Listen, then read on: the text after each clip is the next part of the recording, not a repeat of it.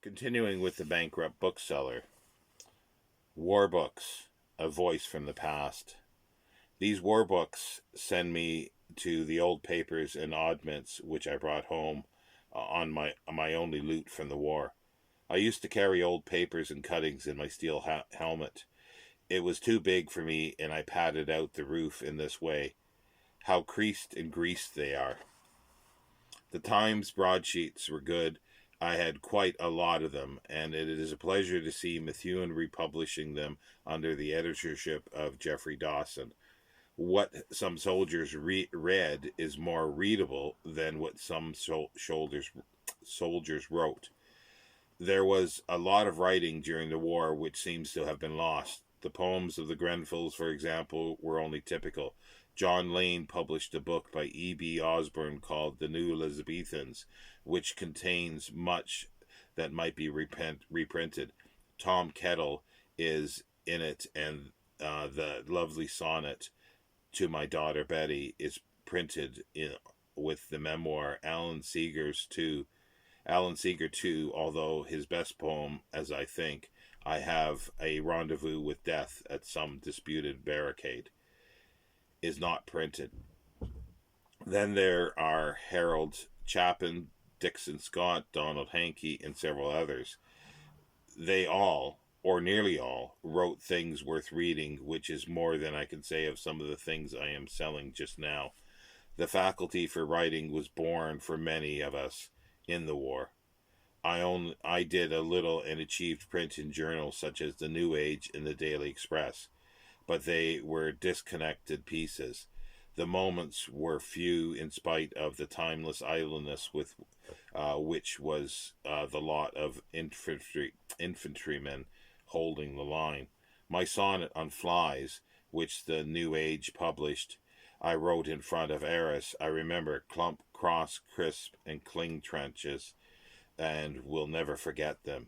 They are of the map. They are off the map now, hopefully plowed in or built upon, but they are photographed on my memory as long as I live.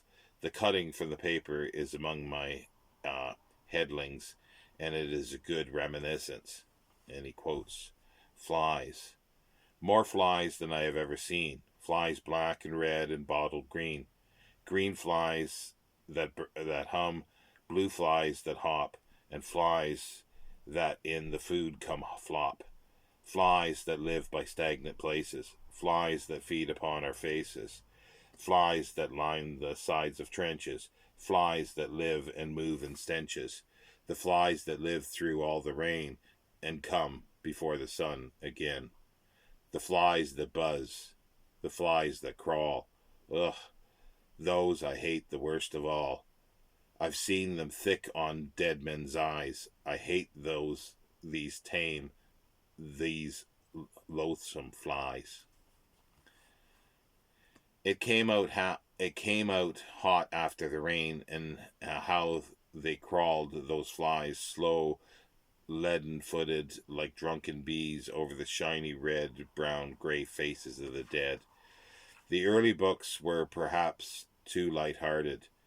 Ian Hay's First 100,000 is an example, though it only reflected the high spirits of the wonderful Scottish division in which he served. I saw them often in France. The same lot inspired Andre Moros's book.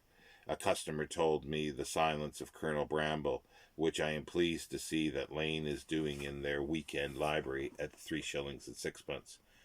One of my favorites is the Omnibus Mottram, particularly the short sketch at the end, The Stranger. I defy anyone who served as an infantryman to resist the twisted English humor of page 799.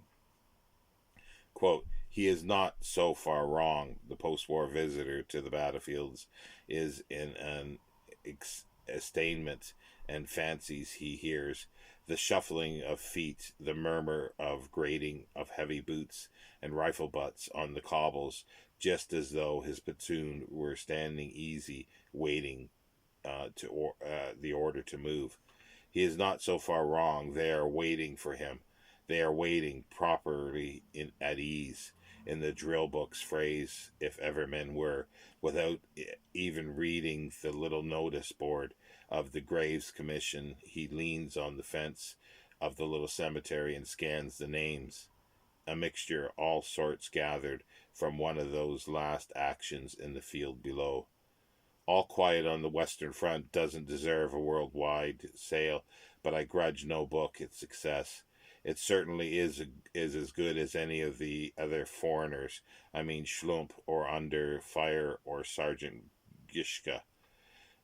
Undertones of War is good, and I thought Death of a Hero best. One night and morning that I sat up reading it. The last poem is what the much boomed youth movement are saying to us who served and not too happily have survived. Retreat, for those who know the psalm from 21st March 1918 and the hectic days and nights that follow it, is a reminiscence that might make poignant recollections.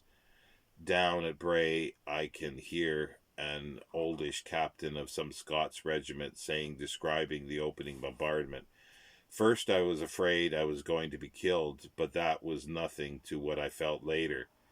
By the morning of the 22nd, I wasn't afraid I was going to be killed. I was afraid I was not going to be killed."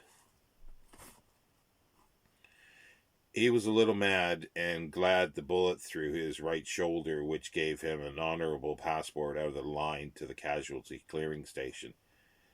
The big retreat was memorable in one way for me, for I won 3 books in it.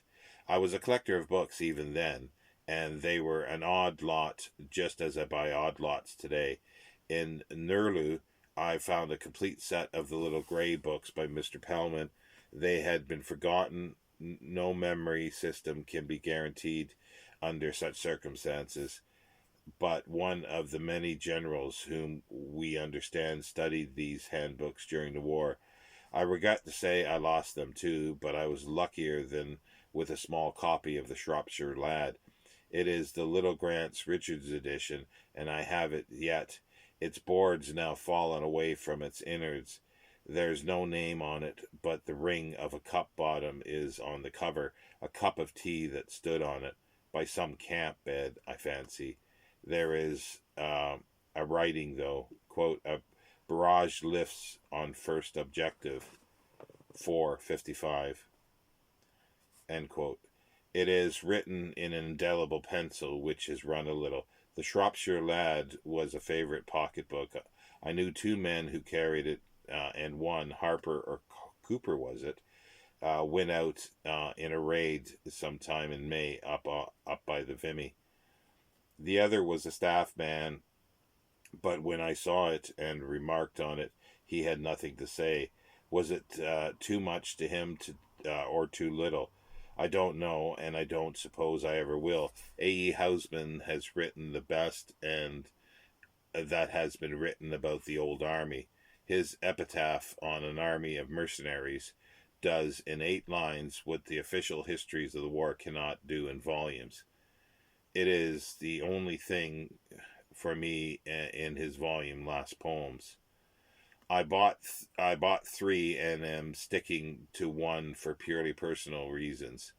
It is the first edition, 1922, Grant Richards. The new armies may find a like noble utterance in poems by Alexander William Mayer, published by Oliver and Boyd of Edinburgh, at the same price as Last Poems. The writer of the introductions, Mayer is Dead, describes him as perhaps the last of the Greek poets, and certainly his epitaph challenges comparison with the best in the anthology itself. Quote, "Though of their glory all the earth is haven, and though their grave is under every sky, here lies their youth, here let their name be graven, who dying taught men how to die." End quote. The other book I picked up in hospital, in which I lay for a few days, one of those tented field hospitals. It was a Leaves of Grass, the Everyman edition, but the cardboard covers were torn off, and it was all dog-eared. It was profusely underlined. I was a bit tired sometimes speculating why perhaps things were underlined, but I appropriated it without compunction, and it was a good companion to me for many a day. After all it is said and done, Walt Whitman knew something of battlefields and field hospitals. The histories of the war come and go. I have a set of Nilsson's History of the War, which a bookish friend tells me is written as well as any that Thucydides wrote. It repays looking at, and on anniversary days like the 25th of March, the 1st of July, and Armistice Day, I read it. It makes a good book of days for those who served. Last March 21st, when I got up, I did say to myself, where were you 10 years ago today? And then the fog and the shelling and the thirst and the uncertainty and thrills of the depressions all came back to me, and I am what God knows I never dreamt I would ever be. A British soldier of the line. Ain't life a poem? As the young doctor remarked on my hearing as he injected anti-tetanus into a succession of walking wounded men. Shaw Sparrow's book, The Fifth Army, in March 1918, was a good reading to me, but perhaps it is unhistorical. I am a partisan of the Fifth Army, of course, but the quarrel is over. We were the bait that lured Ludendorff to ultimate destruction, and if others caught the big fish, we will be sporting enough to wish them joy for their catch. We know about it all. We know, we who lived, and God willing, they who died. It would be intolerable for those who died not to know, I suddenly think, but Nietzsche demands from the pre-war depths, why should not life be intolerable? The Prussian was conquered.